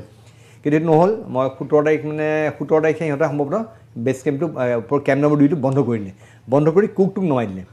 কুকটোক নমাই দিলে মোৰ খোৱা বস্তু নাই গতিকে ময়ো নামি আহিব বাধ্য হ'লোঁ যেতিয়া মই নামি আহিছোঁ মোৰ অৱস্থা খুব বেয়া মই খুব থৰবৰক তেতিয়া যিটো এক্সপিডিশ্যন লিডাৰ আছিলে সি ক'লে এভাৰেজটো সদায় থাকিব তই মানুহটো অকণ বাচি থাকিব লাগিব গতিকে এভাৰেজ সদায় থাকিব গতিকে তাৰপাছত মই এখন সেই সময়তে তাত লাগেজ দিবৰ কাৰণে বা খোৱা বস্তু দিবৰ কাৰণে এখন হেৰি গৈছিলে হেলিকপ্টাৰ গৈছিলে মই হেলিকপ্টাৰ উঠি কাঠমাণ্ডু গুচি আহিলোঁ আৰু কাঠমাণ্ডু গুচি আহি প্ৰথম কামটো হৈছে এই 1.5 মাহমান আমি তাত গা চা ধোৱা নাই প্ৰথম কাম গা ধুব লাগে বডি ইমান লেতেৰা হৈ আছে গা ধুবলৈ যেতিয়া মই প্ৰথম সোমাইছোঁ হোটেলত কাপোৰ খুলিছোঁ মই নিজকে দেখি চক খাই গ'লোঁ কাৰণ মোৰ বডিটো এনেকৈ ছুইং কৰিলে মই 69 কিলোৰ পৰা 54 কিলোমান নামি আহিলোঁ মোৰ বহুত কমি গ'ল মই চকুৰে কম দেখা হ'লোঁ লাষ্টত মই আমাৰ তাতে মোৰ এজন ভাতৃ এজন পালোঁ গৌতম বৈশ্য বুলি কাঠমাণ্ডুত সি মোক জোৰ চিনি পাই তাৰপৰা কাঠমাণ্ডু মেডিকেল কলেজত হস্পিটেলাইজ কৰিলে চেলাইন ল'লোঁ সেইবাৰ কিবাকৈ বাচি আহিলোঁ তাৰপিছত মই 2015 আকৌ ট্ৰাই কৰিলোঁ এটা অসমৰ টীম এটাৰ লগত সেইবাৰো আমাৰ বেছ কেম্পৰ পৰা আমি ওপৰত থাকোঁতে হঠাৎ সেই মানে কুখ্যাত আৰু নেপাল আৰ্থকুৱেক আহিলে য'ত মানে 17-18 মানুহ নেপালৰ মানুহ মৰিলে আমাৰ মাউণ্টেইনিয়াৰ বহুত মৰিলে সেই এক্সপিডিশ্যনৰ তাতে মানে ইণ্টাৰনেশ্যনেল এভাৰেজ এক্সপিডিশ্যন আমি অলপ ওপৰত মানে আছিলোঁ আৰু হঠাৎ যেতিয়া আহিলে মানে হেৰিটো কি ভূমিকম্পটো অহাৰ লগে তাত মানে কি হেঙিং গ্লেচিয়াৰ বুলি কয় চাইফালে এভাৰেজ বেছ কেম্পটো 2.5 কিলোমিটাৰমান বহল 2.5 কিলোমিটাৰ দীঘল তাত হঠাৎ মানে কি হ'ল মানে তাত 42টা সেই সময়ত 42টা এক্সপিডিশ্যন কোনোবাই তলত কৰিছে কোনোবাই ওপৰত কৰিছে কোনোবাই সন্মুখৰ ফালে কৰিছে কেম্প চাইড তাৰপাছত হঠাৎ মানে যেতিয়া আহিলে ওপৰত এটা পিমৰি বুলি পিক আছে পিমৰিটো হ'ল সাগৰ মাথা এভাৰেষ্টৰ আনটা নাম সাগৰ মাথা নেপালী কয় নেপালীসকলে পিমৰিক এভাৰেষ্টৰ 0 বুলি কয় ডাটাৰ তাৰপৰা এটা এভালেঞ্চ আহিলে সেই এভালেঞ্চ ইমান জোৰত আহিলে সি আহি আমাক ওপৰত আমি অলপ ওপৰত আছোঁ আমাক এই আমাৰ বেছ কেম্প ধ্বংস কৰি নিয়ে আমাক ওপৰত পুতি পেলালে সেইবাৰ আমি প্ৰথম বাচিলোঁ আৰু সেই যাত্ৰাত আমাৰ বেছ কেম্পতে প্ৰায় 20জনমান মাউণ্টেইনিয়াৰ মৰিছে 19জন মাউণ্টেইনিয়াৰ স্পট ডেড আৰু এজন হেৰি ঢুকাইছে আমি সেইদিনা বেছ কেম্পত থকাৰ হয়তো আমাৰো মৰণ আছিলে আমি কিবাকৈ ওপৰত জেগাত বাচিলোঁ সেইবাৰো এভাৰেজ নহ'ল গতিকে এভাৰেষ্টৰ সপোনেই হৈ থাকিলে আৰু এতিয়া চান্স পালে যাব নেকি নাই এভাৰেষ্টত যাবলৈ এতিয়া কেইবাটাও কথা 1 নম্বৰ কথা হ'ল এভাৰেষ্টটোত মানে 35 বছৰ 30 বছৰ তাৰ তললৈকে ঠিক আছে 40 বছৰো ঠিক আছে কিন্তু এতিয়া 50 বছৰ ডেওনা পাৰ হ'লে বহুত অসুবিধা হৈ গ'ল এতিয়া এভাৰেজ 2 নম্বৰ কথা এতিয়া এভাৰেজ বহুত কষ্টলি হৈ গ'ল এতিয়া এভাৰেজ এক্সপিডিশ্যনৰ কাৰণে মিনিমাম 30-35 টকা লগা হৈ গ'ল গতিকে সেইকাৰণে এতিয়া এভাৰেষ্টৰ সেই সপোনৰো সহজে আপুনি ৰিচেণ্টলি ৰাছিয়াত গৈও তাত চাইক্লিং মই ৰাছিয়াত মই অলপতে মই আমাৰ এই ৰাকেশ পেৰাচাইক্লিষ্ট বুলি এজন আছে ৰাকেশ তেওঁ এটা চাইক্লিং অভিযান কৰিছে তেওঁ ইতিমধ্যে সম্পন্ন কৰিছে তেওঁ আহিছে মস্কোৰ পৰা গুৱাহাটীলৈ চাইকেল চলাই মই তেওঁক সংগ দিবলৈ গ'লোঁ আমি মানে মস্কোত আমাক ইণ্ডিয়ান এম্বেচিত এম্বেচেডাৰে আমাক আমাৰ ফ্লেগ অফ কৰিছিলে আমি চাইকেল চলাই মই কাজান বুলি ঠাইখন প্ৰায় 800 কিলোমিটাৰ দূৰ 8 কিলোমিটাৰ প্ৰায় 8 দিনমান লাগিছে 9 দিন লাগিছে আমি কাজান নামৰ ঠাইখনলৈ আহিলোঁ কাজানৰ পৰা মই প্লেনেৰে ফ্লাই বেক কৰিলোঁ কাৰণ ইমান দিন মই থাকিব নোৱাৰোঁ এইটো এপ্ৰিল মাহৰ মে' মাহৰ ঘটনা কিন্তু ৰাকেশে সেই জাৰ্ণিটো অব্যাহত ৰাখিলে কাজানৰ পৰা অব্যাহত ৰাখি আহি ৰাকেশ আহি এতিয়া ইতিমধ্যে গুৱাহাটী সোমাইছে ৰাকেশৰ ইণ্টাৰেষ্টিং ৰাকেশৰ ভৰিখন নাই এখন ভৰিখন আঁঠুৰ ওপৰত মানে দুৰ্ঘটনাত হেৰুৱাইছে 800 কিলোমিটাৰ আপোনালোকে মানে সিটো 7,000 কিলোমিটাৰ চলালে মই 800মান কিলোমিটাৰ চলালোঁ 800-850 কিলোমিটাৰ মই চলাই আহি মই চলাইছোঁ কি আমাৰ লগত আকৌ চব আছে মানে টেণ্ট আছে এটা স্লিপিং বেগ আছে খোৱা বস্তু আছে চব আমি চাইকেলত লৈ লৈছোঁ আৰু চাইকেল চলাইছোঁ কিন্তু বিৰাট ভাল লাগিলে কিন্তু খুব ভয় লাগিছিলে কাৰণ ৰাছিয়াৰ হাইৱেত গাড়ী বিৰাট জোৰত চলে 100-150 কিলোমিটাৰ তলত কোনো গাড়ী নচলে গতিকে ডাঙৰ ট্ৰাকবিলাক যেতিয়া পাৰ হৈ চাইকেলবিলাক কবি যায় আৰু মই ভাবিছোঁ যে যদি ক'ৰবাত এখন গাড়ীও খুন্দা মাৰে তো আমাৰ হাড় মূৰা একো বিচাৰি নাপাওঁ মানে সেইটো বিৰাট ভয় খাইছিলোঁ আৰু ক'ৰবাত আমি ৰাস্তা বা বেলেগ ৰাস্তাৰে গৈছোঁ ক'ৰবাত ট্ৰেক লৈছোঁ চাইকেল ট্ৰেক কিন্তু ক'ৰবাত আমি মানে মেইন হাইৱেতে আহিব লগা হৈছিলে তেতিয়া বিৰাট ভয় খাইছিলোঁ আৰু ৰাছিয়াত বেলেগ ধৰণৰ অভিজ্ঞতা হ'ল স্ন'ফল পালোঁ তাত ৰাস্তাত বহুত ধৰণৰ অভিজ্ঞতা হ'ল ৰাছিয়াত আৰু ৰাছিয়াৰ সেইটো এটা মোৰ জীৱনৰ কাৰণে এটা অন্যতম অভিজ্ঞতা মই এনেই মাউণ্টেইনিং কৰোঁ গাড়ী চলাইছোঁ বাইক চলাইছোঁ সেইটো কিন্তু এটা বেলেগ ধৰণৰ অভিজ্ঞতা হ'ল ৰাছিয়াত আৰু মানে বাইক চলাই মই গৈছোঁ ইয়াৰ পৰা কন্যাকুমাৰী গৈছোঁ মটৰচাইকেল চলাই লেহ লাডাখ গৈছোঁ লেহ লাডাখ অভিযান লাডাখটো বহুত তাতে খাৰডুংলা যিটো আছিলে খাৰডুংলা পাছ 18,000 ফিটৰ খাৰডুংলা পাছ গৈছোঁ তাৰপৰা কাঠমাণ্ডু পোখৰা গৈছোঁ থিম্পু এইবিলাক গৈছোঁ আৰু মই দুটা ইণ্টাৰেষ্টিং অভিযান কৰিছোঁ এটা হ'ল এছিয়ান কাৰ ৰেলী মই ইয়াৰ পৰা গাড়ী চলাই লাওছলৈ গৈছোঁ মানে ম্যানমাৰ তাৰপিছতে আমি থাইলেণ্ড হৈ লাওছ ভিয়েণ্টিয়ান তালৈ গৈছোঁ আৰু এবাৰ মই বেংকক বা গুৱাহাটীলৈ গাড়ী চলাই আহিছোঁ সেইকেইটা কৰিলোঁ এডভেঞ্চাৰ কৰিছে আৰু এনেকৈ হেৰিটো পেৰাচুট জাম্পিং প্লেনৰ পৰা পেৰাচুটলৈ জঁপিয়া সেইবিলাক প্লেনৰ পৰা এইটো আগ্ৰাত সেইবিলাক ট্ৰেইনিং কৰিছোঁ তাৰোপৰি এইবিলাক পেৰাগ্লাইডিং বুলি কয় এইবিলাক কিছুমান ঠাইত থাকে মানে পাহাৰৰ পৰ্বত জঁপিয়াই দিয়ে পেৰাচুট লৈ পেলাই নামি আহি পেলাই সেইবিলাক কৰিছোঁ এইবিলাক এডভেঞ্চাৰ স্পৰ্টৰ যিমানখিনি আছে প্ৰায়খিনি আমেজ লৈছোঁ খালি মোৰ এটা বস্তু কৰাৰ ইচ্ছা আছে থাকি গৈছে এইটো কৰিম মই কেতিয়াবা সুবিধা হ'লে সেইটো স্কিং বৰফত স্কিং সেইটো কৰা নাই এডভেঞ্চাৰ সেইটো আপোনাৰ বাকী মই হিমালয় বহুতবাৰ হিমালয় বহুত পিক ক্লাইম্ব কৰিছোঁ হিমালয়ত অনন্তবাৰ বিভিন্ন ঠাইলৈ মই হিমালয় গৈছোঁ সেইটো আৰু অলপ বেলেগ ধৰণৰ এটা অভিজ্ঞতা আৰু জীৱনৰ আৰু এটা বিষয় মই আপোনাৰ পৰা সুধিমকৈ ভাবি আছিলোঁ সুধিবই লাগিব সেইটো বিষয়ে মই পুনৰ আকৌ আমাৰ সংবাদ মাধ্যমৰ জগতলৈ আহিব বিচাৰিছোঁ এটা আমি বাহিৰত দেখোঁ বা বাহিৰত মানে আমি ৰাষ্ট্ৰীয় সংবাদ মাধ্যমৰ যেতিয়া দেখোঁ এটা বিট ছিষ্টেম থাকে সাংবাদিকসকলৰ কাৰণে এটা বিট থাকে কোনোবাই বোলে political beat cultural beat sports beat তেনেকৈ বিট থাকে আমাৰ অসমত সেই বিট ছিষ্টেমটো যদি ক'ৰবাত আছেও খুব কমকৈ আছে বাট আমি ইমান প্ৰমোট কৰা নাই সেই বস্তু আৰু এই প্ৰশ্নটো মই এইকাৰণে সুধিব বিচাৰিছোঁ আমাৰ যিসকল উদয়মান যিসকল সাংবাদিক আহি আছে তেওঁলোকৰ কাৰণে সেই বিট ছিষ্টেমটোক আপুনি কিমান প্ৰয়োজনীয় বুলি ভাবে নহয় এটা যদি বিট হয় চাপ'জ আমাৰ কি হয় আমাৰ ইয়াত অলপ কৰিবলৈ অসুবিধা কাৰণ ৰাষ্ট্ৰীয় সংবাদ মাধ্যমত সাংবাদিক বহুত থাকে মানে ৰিপৰ্টাৰ বহুত থাকে ধৰক এটা টিভি চেনেলত 30-40জনলৈকে ৰিপৰ্টাৰ থাকে তেওঁলোকৰ গতিকে তেওঁলোকৰ কি হয় যে স্পেচিয়েলাইজ কৰিলে ধৰক কাৰোবাক কংগ্ৰেছ বিট দিছে সি কংগ্ৰেছটোকে চাব কংগ্ৰেছৰ লগতে সি ইমান সম্পৰ্ক কৰিব মানুহবিলাকৰ লগত সি তেওঁলোকৰ চ'ৰ্চ হৈ যোৱাৰ লগতে খবৰটো উলিয়াবলৈ সুবিধা হয় কিবা এটা ঘটনা হ'ল তাক সুধিব এইটো ঘটনা কি হ'ল সি কংগ্ৰেছ বিটৰ পৰা খবৰটো উলিয়াব বা কোনোবাই বিজেপি বিটত কৰিছে তাৰ বিজেপি কিন্তু আমাৰ ইয়াত হয়তো ইমান বেছিকৈ ইমান সাংবাদিক নাই কিন্তু আমাৰ ইয়াত কেইটামান বস্তু লাহে লাহে হৈছে এটা হ'ল পলিটিকেল বিট আমাৰ ইয়াত অসমৰ সাংবাদিকতা কোনোবাই ৰাজনীতিৰ ক্ষেত্ৰখনৰ কোনোবাই কাম কৰে কোনোবাই আজিকালি ল এণ্ড অৰ্ডাৰ কৰে কোনোবাই ল এণ্ড আমাৰ ইয়াত লাহে লাহে সেইটো হৈছে ল এণ্ড অৰ্ডাৰ স্পেচিয়েলিষ্ট সেই কাৰণ ল এণ্ড অৰ্ডাৰ নিউজ এটা হ'লে আমি অমুকক শুনো যে তোমাৰ নিউজ কি আছে খবৰটো কি সি খবৰ দিয়ে আমাৰ ইয়াত স্পৰ্টছ বিট স্পৰ্টছক কোনোবাই কৰে আৰু কোনোবাই অলপমান জ্ঞান বিজ্ঞান এনেকুৱা কথাবিলাক কৰে তাতকৈ বেছি আমি যোৱা নাই কিন্তু মই ভাবোঁ যে স্পেচিয়েলাইজ বিট এটা থাকিলে ডেফিনেটলি সুবিধা আৰু মই আমাৰ অসমৰ যিসকল উদীয়মান সাংবাদিক যিসকলে সাংবাদিকতা আৰম্ভ কৰিব বিচাৰিছে মই তেওঁলোকক কওঁ যে তেওঁলোকে অসমৰ সংবাদ জগততকৈ দিল্লী বা অন্য ঠাইত যাব পাৰিলে আৰু ভাল কাৰণ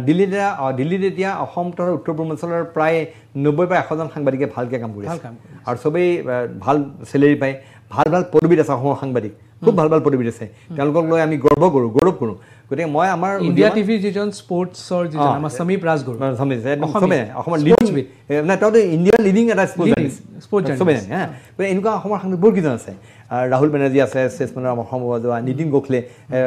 তেওঁ আৰ্মিৰ মানে মিলিটেৰী এক্সপাৰ্ট তেওঁ অসমত সাংবাদিকতা কৰিছে অসমৰ হেৰিত আছিলে বহুত বছৰ গতিকে আৰু আছে আমাৰ অসমৰ বহুত ভৰি আছে সন্দীপ ফুকন আছে মই ভাবোঁ যে মানে বিটটো থাকিলে স্পেচিয়েলাইজ হ'লে ভাল কিন্তু মই এটাই কথা আমাৰ ইয়াত এটা সুবিধা পাইছোঁ আমাৰ সাংবাদিকৰ মোৰ ধাৰণা আমাৰ সাংবাদিকসকলৰ বহুতেই মই সকলোকে ক'লে ভুল কৰাব বহুতে বিশেষ পঢ়া শুনা নকৰে কিতাপ নাচায় বা গতিকে মই সকলোকে এটাই অনুৰোধ কৰিম যে যিসকলে উদীয়মান সাংবাদিক হ'ব খুজিছে অলপ জ্ঞানৰ পৰিসৰ বঢ়াব লাগিব জানিব লাগিব আৰু আমাৰ ইয়াত সাংবাদিকতা এটা আলু হৈ থাকে মানে চব কৰি আমি নিজে চব কৰিছোঁ মই স্পৰ্টছ ডেস্কত কাম কৰিছোঁ মই স্পৰ্টছ ৰিপৰ্টিং কৰিছোঁ মই এইবিলাক আমি চেণ্টিনেলত আমাৰ অসমত কাম কৰিছোঁ আজিৰ অসম কাকতত কাম কৰোঁতে এইবিলাক শিকি গ'লোঁ ডেস্কত কেনেকৈ নিউজ এটা এডিট কৰিব লাগে কি এনেকৈ ৰিপৰ্টাৰে নিউজটো লিখিব লাগে কেনেকৈ ৰিপৰ্টাৰ নিউজ চাব লাগে এইবিলাক চব শিকি গ'লোঁ গতিকে আমাৰ ইয়াত কি হৈছে অলপমান আলু এতিয়াও হৈ আছে মানে স্পেচিয়েলাইজ হোৱা নাই কিন্তু বাহিৰত আহিছে আমাৰ ইয়াত আহি মই ক'লোঁ নে এটা পলিটিকেল বিট এটা আহিছে ল এণ্ড অৰ্ডাৰ বিট এটা আহিছে বা স্পৰ্টছ বিট আহিছে কোনোবাই ছায়েন্সৰ ধৰণৰ কৰিছে বা কোনোবাই ছ'চিয়েল কজৰ নিউজ কৰে সেনেকুৱা অলপ লাহে লাহে হৈছে কিন্তু আমাৰ একদম ৰাষ্ট্ৰীয় সংবাদ মাধ্যমত হোৱা নাই মানে বিট ছিষ্টেমটো হ'লে সেই সাংবাদিকজনৰো মই যদি তেওঁৰ চেলেৰি বেচিছৰ কথাটো কওঁ সেইটো গ্ৰ' কৰাও সুবিধা হয় বুলি ভাবোঁ ডেফিনেটলি এতিয়া কংগ্ৰেছৰ নিউজবিলাক দিছে এক্সক্লুচিভ দি আছে গতিকে বেলেগ চেনেল তাক বেছিকৈ পইচা দি বিচাৰিব তেনেকুৱা কথা মানে মানে মানুহে চাই আছে যে কোনখন পেপাৰ বা কোনো চেনেলে পলিটিকেল এক্সক্লুচিভ নিউজ দি আছে কোনে দি আছে ডেট ৰিপৰ্টাৰ তেওঁৰ ক্ৰেডিবিলিটি কাউণ্ট হ'ব নাই আৰু দেখোঁ যে তেতিয়া মানে তাৰ কি হয় সি যদি কংগ্ৰেছ বিজেপি মিক্স হৈ যায় সি ইফালে চাম মানে ইফালে চাম এতিয়া দিল্লীটো বিশাল কাৰবাৰ নহয় দিল্লীটো বিশাল কাৰবাৰ গতিকে তাতে সেইকাৰণে চব চেনেল আৰু এনে বিট ভাগ কৰা থাকে এই কংগ্ৰেছ বিট কৰিব এই কৰিব বিজেপি এই কৰিব আদা পলিটিকেল পাৰ্টিছ হয় তেনেকুৱা হেৰি কৰা চব ভাগ কৰা আছে কিন্তু আমাৰ ইয়াত হয়তো আমাৰ ইমান সাংবাদিক নাই সেনেকুৱা ধৰণৰ অসুবিধা আছে আমাৰ ইয়াত সেইকাৰণে হয়তো অলপ প্ৰব্লেম আছে কিন্তু আমাৰ ইয়াত লাহে লাহে আহিছে বেছি নোহোৱা নহয় আমাৰ ইয়াত পলিটিকেল বিটৰ ধৰক দুজন ৰিপৰ্টাৰ আছে দুজন ৰিপৰ্টাৰ এজনে কংগ্ৰেছ চাই এজনে বিজেপি চাই তেনেকুৱা কিন্তু একদম স্পেচিয়েলাইজ হৈ যোৱা নাই কিন্তু আছে একেবাৰে নোহোৱাও নহয় অলপ অলপকৈ সেই বিট চিষ্টেমটো তাৰমানে আপুনি ভাবে যে থাকিলে ভাল কামত আহিব কামত মানে নিজৰ ব্যক্তিগত ক্ষেত্ৰতো বা সাংবাদিকতৰ নিজৰ সাংবাদিকজনৰো কামত আহিব আৰু সংবাদ মাধ্যম যিটো তেওঁ কাম কৰি আছে সেই সংবাদ মাধ্যমটো উপকৃত হ'ব কাৰণ তেওঁ এক্সক্লুচিভ নিউজ দিব যদি স্পেচিয়েলাইজ বিট থাকে সেইটো কথা আৰু যদি মই সংবাদ মাধ্যমৰ এই মুহূৰ্তত সুধোঁ সকলোতকৈ ডাঙৰ ত্ৰুটিটো আপুনি কি দেখা পাইছে সংবাদ মাধ্যমৰ না সংবাদ মাধ্যমৰ এতিয়া এটা হ'ল মই অথনি কৈছে সত্যৰ লগত আমি বহুত সময় কম্প্ৰমাইজ কৰিব লগা হৈছে প্ৰকৃত সত্যবাদী যদি কোনোবাই কয় যে মই সম্পূৰ্ণ শুদ্ধ আৰু সত্যৰ ওপৰত বাতৰি পৰিৱেশন কৰিছোঁ সেইটো সম্পূৰ্ণ মিছা কথা কোৱা হ'ব গতিকে সত্যৰ লগত ক'ৰবাত কম্প্ৰমাইজ কৰিব লগা হৈছে আৰু এটা কথা মই ভাবিছোঁ যে মই দেখিছোঁ মই আজি ইমান বহুত যুৱ সাংবাদিকৰ লগত কাম কৰিছোঁ দেখিছোঁ বহু সময়ত আমাৰ সাংবাদিকৰ কিছুমান সাংবাদিক খুব ভাল খুব এক্সপাৰ্ট লিখনি চিখনি একদম ইনফৰ্মেটিভ চব আৰু বহু সাংবাদিক এনেকুৱা আছে তেওঁলোকৰ লিখনিটো খুব লিখাটো খুব বেয়া বা ইনফৰ্মেশ্যন ভালকৈ নিদিয়ে বা নিউজত এনেকুৱা থাকে কোনটো বস্তু আগত দিব কোনটো বস্তু পিছত দিব সেই বস্তু বহুতে গম নাপায় বস্তুতে এতিয়া প্ৰব্লেমটো এইটো হৈছে যে ডিজিটেল মিডিয়াৰ আগ্ৰাসনৰ লগে লগে হ'ল কি যে প্ৰিণ্ট মিডিয়াত আমাক মনিটৰ কৰিব এটা আছে কি press trust of India press trust of India আছে চৰি press council of India PCI ঠিক এনেকৈ ইলেক্ট্ৰনিক মিডিয়াক আমাক কণ্ট্ৰল কৰে কোনে যে ministry of information and broadcasting গতিকে কিন্তু ইয়াত আমাৰ এইটো যিটো হেৰি আছে ডিজিটেল মিডিয়া তাতো এটা অকণমান ক'ত নিয়ন্ত্ৰণ কৰা এটা অথৰিটিৰ প্ৰয়োজন আছে বুলি মই ভাবোঁ কাৰণ ইয়াত এতিয়া কি হয় কোনোবাই ঘৰত বহি আজি এই চেনেলটোৱে নেশ্যন এনি বা এই চেনেলটোৱে আজি ইমানখিনি জাৰ্নেলিষ্ট এপইণ্ট কৰিছে ইমান এটা বৃহৎ ইনভেষ্টমেণ্টৰ পাছত দি কৰিছে আৰু কোনোবাই ঘৰতে বহি এজন মানুহে চেনেলটো চলাই আছে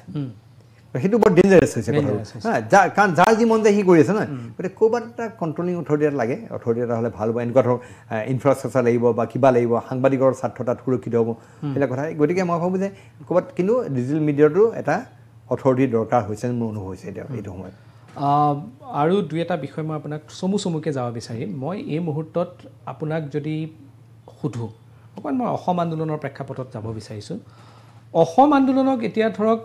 বিভিন্নজনে বিভিন্ন কথাৰে সমালোচনাও কৰিব পাৰে বা কোনোবাই পক্ষত ক'ব কোনোবাই বিপক্ষত ক'ব যিহেতু আপুনি আন্দোলনকাৰী আছিলে বা আপুনি নিজৰ এজন আন্দোলনকাৰী আছিলে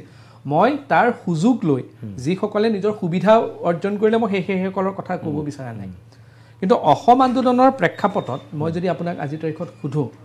যে এই প্ৰায় 40 অসম চুক্তি স্বাক্ষৰ হোৱা আমাৰ প্ৰায় 40 বছৰ হ'ল এই 40 বছৰ আমি কি পালোঁ নিঃসন্দেহে মানে এনেই দেখাত দুই এটা বস্তু আহিলে যেনেকৈ ধৰক নুমলীগড় ৰিফাইনেৰী বা কিবা কিবি এনেকুৱা হাবিজাবি কিন্তু অসম আন্দোলনৰ সময়ত 800ৰ অধিক শ্বহীদ হ'ল মানুহ প্ৰাণ আহুতি দিলে তেওঁলোকে লক্ষ্য আছিল কি যে অসমক বিদেশীমুক্ত হ'ব বিদেশী নাগৰিকমুক্ত হ'ব অসমত অসমীয়া মানুহৰ অধিকাৰ সাব্যস্ত হ'ব সকলো মানুহৰ মই অসমীয়া বুলি ক'লে ভুল মই অসমীয়া বুলি ক'লে সকলো মানুহ সামৰিছোঁ ইয়াত কাৰ্বি ডিমাচা বঙালী বৃহত্তৰ অসমীয়া জাতি সকলো মানুহ সামৰি এই মানুহখিনিৰ স্বাৰ্থ ইয়াত সুৰক্ষিত হ'ব সেইটো আছে মূল কথা যিটো বাংলাদেশৰ পৰা অহা মানুহখিনি বিতাড়িত হ'ব আমাৰ মানুহখিনি স্বাৰ্থ সুৰক্ষিত হ'ব এই কথাটো আমাৰ ইয়াত মানে হেৰি হৈছে মানে এই বস্তুটো আমি হয়তো ক'ৰবাত কম্প্ৰমাইজ কৰিছোঁ গতিকে এই কথাটো মোক আজিও দুখ লাগে যে অসম আন্দোলনৰ মূল যিটো বিষয় আছে সেই বিষয়ে আমি এয়া হোৱা নাই আৰু 6 নং দফা অসম চুক্তি 6 নং দফা এতিয়াহে অলপ কথা বতৰা চলিছে 6 নং দফাৰ ৰূপায়ণৰ কাৰণে কিন্তু সেই 6 নং দফাৰ ৰূপায়ণটো আজিৰ প্ৰতি হৈ উঠা নাই সেইটো এটা দুৰ্ভাগ্যজনক যে য'ত অসমীয়া জাতিৰ অস্তিত্ব ৰক্ষা হ'লহেঁতেন অসমীয়া জাতিৰ এয়া ৰক্ষা হ'লহেঁতেন সেই কামটো মই ভাবোঁ যে শীঘ্ৰে সেই বিষয়খিনি অসম চুক্তি যিখিনি কৰা সেই বিষয়খিনি মানে ৰূপায়ণ হ'বলৈ তেতিয়াহ'লে হয়তো অসমত অসমীয়া মানুহৰ অসমত থলুৱা মানুহৰ অস্তিত্ব সুৰক্ষিত হ'ব মই জাতীয় সংগঠনৰ ওপৰত যদি প্ৰশ্ন এটা সোধোঁ মই এটা নিজৰ অভিজ্ঞতাৰ ফালৰ পৰা আপোনাক প্ৰশ্ন কৰিব বিচাৰিছোঁ সম্ভৱতঃ 2013 চনৰ ঘটনা হ'ব দিল্লীত তেতিয়া 6 জনগোষ্ঠীৰ জনজাতিকৰণক লৈ কংগ্ৰেছ চৰকাৰ শেষৰ ফালে আলোচনা চলি আছিল গৃহ মন্ত্ৰালয়ত তেতিয়া মই সাংবাদিকতা হিচাপে তাত কাম কৰি আছিলোঁ আৰু দিল্লীৰ অশোকা হোটেলত এখন বৈঠক হৈ আছিল মিটিং হৈ আছিল দিল্লীৰ অশোকা হোটেলৰ বৈঠকত তেতিয়া আছিলে শম্ভু সিং কেন্দ্ৰীয় গৃহ বিভাগৰ যুটীয়া সচিব উত্তৰ পূৰ্বাঞ্চলৰ দায়িত্ব এবাৰ ওলাই আহিলে মই তেওঁক সুধিলোঁ যে কি আছে কি হ'ল ঘটনাখিনি লবিত আপোনাৰ অশোকা হোটেলৰ লবিত তেওঁক সুধিলোঁ তেওঁ মোক হিন্দীতে তেতিয়া উত্তৰটো দিছিলে কিয়া বতাওঁ ইন সবকে সৰ মে ভূচা ভৰা হোৱা হে তাৰমানে গোবৰ সোমাই আছে চ' এজন অসমীয়া হিচাপে মোৰ গাত লাগিছিল সেইখিনি সময়ত তো মোৰ সেইদিনাখন এটা অনুভৱ হৈছিল যে আমাৰ যিসমূহ জাতীয় সংগঠন আছে আমি যিসমূহ দিল্লীত কথাখিনি ক'বলৈ যাওঁ বা আমি কথা পাতোঁ আমি proper study proper research material লৈ নাযাওঁ নেকি বা এইটো আপুনি ক'ৰবাত অনুভৱ কৰে নেকি যে আমাৰ যিসমূহ জাতীয় সংগঠনসমূহ আছে তেওঁলোকৰ যিটো মানে এটা চাইণ্টিফিক ৰিচাৰ্চৰ যিটো প্ৰয়োজন আছে ইমোশ্যনেল কথা বতৰাতকৈ চাইণ্টিফিক ৰিচাৰ্চৰ যিটো প্ৰয়োজন আছে সেইটো ক'ৰবাত নহয় ক'ৰবাত আমাৰ অভাৱ আছে নিঃসন্দেহে সেইটো আমাৰ সেইকাৰণে আমাৰ যিবিলাক আমাৰ ৰাজ্যখনৰ স্বাৰ্থ বিপন্ন কৰিব পৰা বিষয় যিবিলাক বিষয় আমাৰ সংগঠনসমূহে উপস্থাপন কৰিব বিচাৰে কেন্দ্ৰীয় চৰকাৰৰ দৃষ্টিগোচৰ কৰিব বিচাৰে কেন্দ্ৰীয় চৰকাৰৰ হস্তক্ষেপ দাবী কৰে তেওঁলোকে যদি আজি ইমান দিনে সেই বিষয়সমূহ মানে খুব সুন্দৰভাৱে উপস্থাপন কৰিব পাৰিলেহেঁতেন তেতিয়া সমস্যা হয়তো কেতিয়াবাই সমাধান হ'লহেঁতেন গতিকে আমি ক'ৰবাত ডেফিনেটলি বিফল হৈছে কিন্তু একাংশ সংগঠনে খুব ভালকৈ ডেডিকেটেডলি তেওঁলোকে ইছ্যুজবিলাক লৈ কাম কৰি আছে তাৰ মাজত এনেকুৱা বহু সংগঠন আজি ওলাইছে যিবিলাকে এতিয়া ধৰক এক প্ৰকাৰ বেপাৰ কৰি আছে সেইটো কোনো মিছা কথা নহয় মই কোনো সংগঠন নাম ল'ব খোজা নাই বহু সংগঠন আছে তেওঁলোকে এক প্ৰকাৰ বেপাৰ কৰি আছে আজি যদি আপুনি উজনি অসমলৈ যায় আজি উজনি অসমলৈ গ'লে দেখিব যে তেওঁলোকৰ যিকোনো ONGC বা অইল বা অমুকৰ যদি এজন মুৰব্বী বিষয়াৰ কথা পাতে তেওঁলোকে কয় যে এইটোৱে মূল সমস্যা তেওঁলোকৰ যে এই সংগঠনসমূহৰ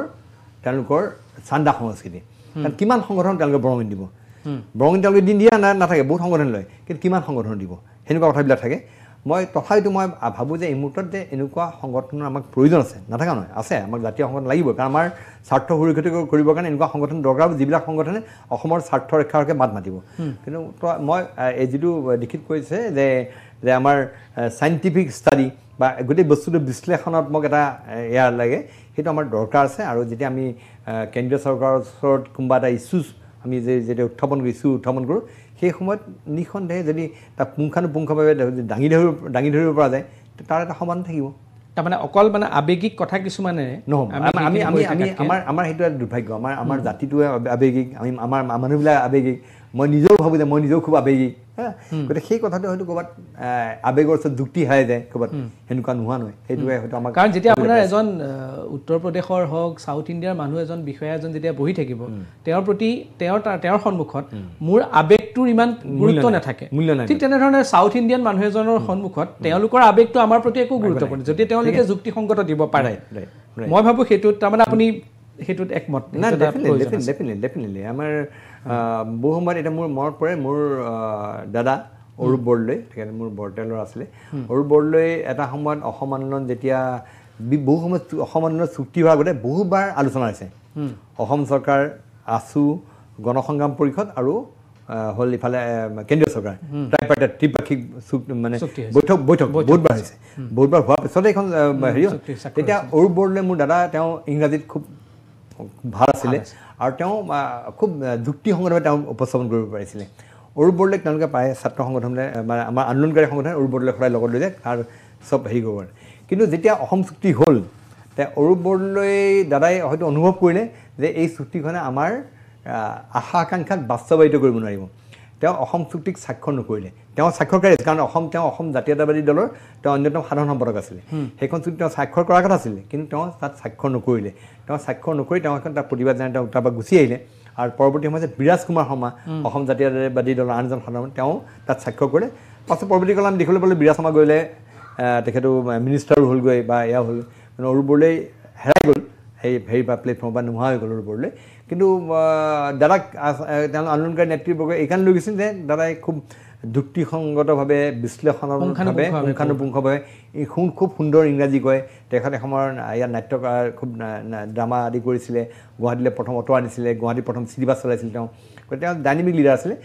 দাদাক সদায় লগত লৈ যাম মই দেখিছিলোঁ যে কাৰণ দাদাই উপস্থাপন কৰা কথাবিলাক তেওঁলোকৰ আগত সেইটো দেখিছিলোঁ খুব এনেই আপোনাৰ মানে মই সুধিব বিচাৰিছোঁ ৰাজনেতাৰ লগতে হওক বা কোনোবা এনেকুৱা ধৰণৰ তিক্ততাপূৰ্ণ অভিজ্ঞতা আছে নেকি কাৰোবাৰ লগত আপোনাৰ মোৰ পলিটিচিয়ানখিনিৰ লগত মোৰ মোটামুটি চবৰ লগত এটা সৌহাৰ্দ্যপূৰ্ণ সম্পৰ্ক আৰু মই কেতিয়াও পক্ষপাত নকৰোঁ মই আজি ইমান দিনে মই সেইকাৰণে মোৰ ইমান দিনে আজি টক শ্ব' কৰিছোঁ মই সম্ভৱ অসমৰ আটাইতকৈ পুৰণি মানে টক শ্ব' এংকৰ কাৰণ মই প্ৰাগ নিউজত সেই 2002 চনতে মই প্ৰাগ নিউজ আৰম্ভ কৰিছিলোঁ আৰু প্ৰাগ নিউজৰ সেই টক শ্ব'ত এটা ইণ্টাৰেষ্টিং কথা যে তাত অকল সেই সময়ত তৰুণ গগৈৰ বাহিৰে বাকী তৰুণ গগৈৰ প্ৰফুল্ল মহন্ত গৈছিলে মোৰ সন্দেহ আছে বাকী সকলো পলিটিচিয়ান তাত গৈছিলে সময়ত কোনো বাকী নাই তাত কাৰণ আনকি আমাৰ বৰ্তমানৰ মুখ্যমন্ত্ৰী হিমন্ত বিশ্ব শৰ্মা আৰম্ভ কৰি ৰকিবুল হুছেইন প্ৰদ্যুৎ বৰদলৈৰ পৰা আৰম্ভ কৰি প্ৰায়সকল আমি তেতিয়া এটা খেৰৰ ঘৰত এটা যোৰা টেপুলি মৰা ব্যৱস্থাৰে প্ৰাগ নিউজ চলাইছিলোঁ কেবুলত আৰু মোক মোৰ এতিয়াও মোৰ পৰা অৰ্ণৱ গোস্বামী এবাৰ আহিছিলে সময়ত অৰ্ণৱ গোস্বামী আহি পেলাই মোক আৰু কৌশিক নাথ আমাৰ কৌশিক নাথ এটা অন্যতম উদ্ভাৱক সেইবিলাকৰ কৌশিক নাথ আছিলে কৌশিক নাথৰ বোলে কৌশিক নাথ পইণ্টে আপোনালোকে এনেকৈ চেনেল চলে মই ভাবিব নপৰা নাই এনেকুৱা এটা চেনেল চলিব পাৰে তাত চববিলাক হেৰি আছিলে গতিকে মই নিজে মোৰ চবৰ লগত সৌহাৰ্দ্যপূৰ্ণ সম্পৰ্ক কাৰোবাৰ লগত মই ডেফিনেটলি মই টক শ্ব'ত তেওঁলোকক প্ৰশ্ন নকৰা নহয় প্ৰশ্ন কৰিছোঁ কেতিয়াবা তিক্ততাপূৰ্ণ সম্পৰ্ক হৈছে কিন্তু মই পক্ষপাত কৰা নাই মই সদায় যিমান পাৰোঁ নিৰপেক্ষভাৱে চাবলৈ চেষ্টা কৰোঁ আৰু মোৰ সেইকাৰণে হয়তো আজিৰ প্ৰতি ধৰক বিজেপি কওক কংগ্ৰেছ কওক বা আন দলবিলাকৰ লগত চবৰ নেতৃবৰ্গৰ লগত এটা সৌহাৰ্দ্যপূৰ্ণ সম্পৰ্ক তেওঁলোকৰ লগত আছে আৰু তেওঁলোকেও ভাবে যে প্ৰণয়দাই কুৱেশ্যন কৰিছে মানে কাৰণ আজিকালি চবকেতো তুমিয়ে কওঁ বেছিভাগেই জুনিয়ৰ গতিকে প্ৰণয়দাই কুৱেশ্যন কৰাৰ পৰা কিবা এটা যুক্তি আছে প্ৰণয়দাক সেই মোক বেয়া নাপায় ফটককৈ মানে মই এনেই সম্পৰ্ক এটা আছে চবৰ লগত মই মানে মোৰ অন্তিমটো পৰ্যায়ত আহি উপস্থিত পাইছোঁ আৰু এইটোত মোৰ এটা ৰেপিড ফায়াৰ ৰাউণ্ড হয় এই ৰেপিড ফায়াৰ ৰাউণ্ডত মই আপোনাক নিয়মটো কৈ দিছোঁ মই এটা কেইটামান প্ৰশ্ন আপোনাক সুধিম তাৰ 2টা বা 3টা মই অপশ্যন দিম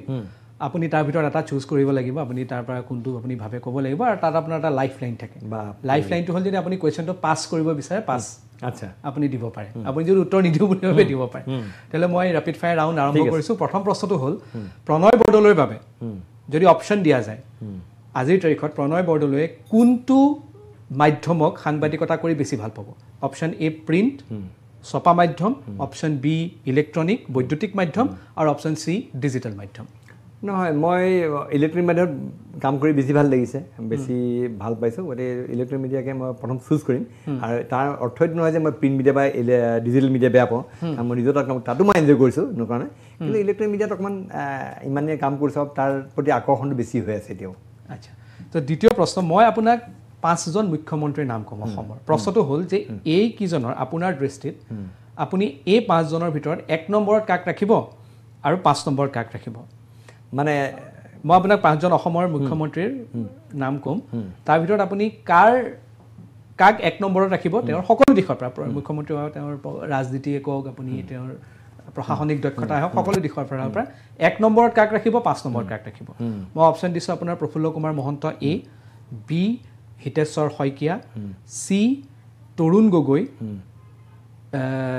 ডি আপোনাৰ সৰ্বানন্দ সোণোৱাল আৰু ই বৰ্তমানৰ মুখ্যমন্ত্ৰী নহয় মই এইটো অলপ ক'বলৈ দিলে হয়তো মই যদি কৰ্মদক্ষতা বা কাম কৰাৰ ধৰণ চাওঁ মই উল্টাকৈ ক'ম হিমন্ত বিশ্বৰ বহুবিলাক কথা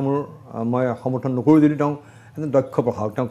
কাম কৰা তেওঁৰ ইচ্ছা আছে তেওঁ আৰু দিনে ৰাতিয়ে কাম কৰে গতিকে সেইকাৰণে মই তেওঁক 1 নম্বৰত ৰাখিছোঁ তাৰপিছত সৰ্বানন্দ সোণোৱাল হ'ল এজন সৰ্বজন গ্ৰাহ্য এজন লিডাৰ সকলোৱে ভাল পোৱা এজন নেতা তেওঁ যথেষ্টখিনি কাম কৰিছে গতিকে তেওঁ 2 নম্বৰত থাকিল তৰুণ গগৈ তাৰপিছত তৰুণ গগৈ আজি দেখিলোঁ তেওঁ যথেষ্টখিনি ভাল কৰি তাৰপিছত প্ৰফুল্ল মহন্ত তাৰপিছত হিতেশ্বৰ শইকীয়া আৰু মই এইখিনি আৰু এটা কথা পটককৈ মনত পৰিলে ক'ব খুজিছোঁ আমাৰ এই যে এটা সাংবাদিকতাৰ এটা এয়া আছে মানে ৰিপৰ্টাৰ্ছ উইদাউট বৰ্ডাৰ এটা অৰ্গেনাইজেশ্যন ৰিপৰ্টাৰ্ছ চেঞ্চ বৰ্ডাৰ বুলি কয় সেই মানে মই কৈছোঁ কি আমাৰ সাংবাদিকতা কি পৰিস্থিতি আমি তেওঁলোকে এখন এটা ছাৰ্ভে কৰে প্ৰত্যেক বছৰে এটা ৰিপৰ্ট ওলায় ৱৰ্ল্ডৰ সাংবাদিকৰ স্বাধীনতা সংবাদ মাধ্যমৰ স্বাধীনতা সন্দৰ্ভত সেইটো ৱৰ্ল্ড প্ৰেছ ফ্ৰীডম ইণ্ডেক্স শুনি আচৰিত হ'বা যে ৱৰ্ল্ড প্ৰেছ ফ্ৰীডম ইণ্ডেক্সত মানে 181খন দেশক সামৰি লোৱা হৈছে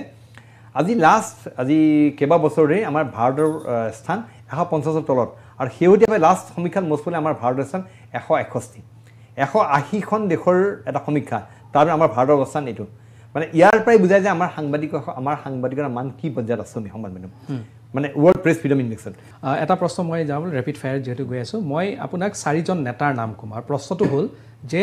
ফিউচাৰ অসমৰ ভৱিষ্যতৰ ফেচ অফ দ্য ষ্টেট কোন হয় এই 4জন নেতাৰ নাম ক'ম option A Gaurav Gogoi option B Akhil Gogoi option C Lurinjyoti Gogoi আৰু অপশ্যন ডি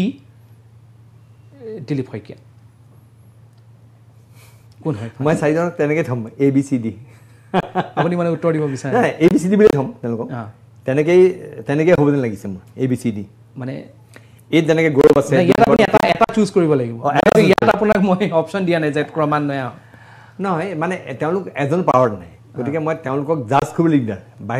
বাহিৰৰ কামৰ পৰা দেখিছোঁ মই কিন্তু তেওঁলোকক মই যিহেতু মই পাৱাৰ কেতিয়াও দেখা নাই পাৱাৰ নাই গতিকে তেওঁলোকক এতিয়া এনেকৈ জাজ কৰিবলৈ দিগদাৰ গতিকে মই এইটো পাছ কৰোঁ ঠিক আছে আৰু অন্তিমটো মোৰ ৰেপিড ফায়াৰ কুৱেশ্যন যে ভাৰতৰ বিগত 30-40 বছৰ ভাৰতবৰ্ষৰ ইতিহাসত বেষ্ট প্ৰাইম মিনিষ্টাৰ কোন হৈছে মই এইটো অপশ্যন আপোনাক দি আছোঁ ৰাজীৱ গান্ধী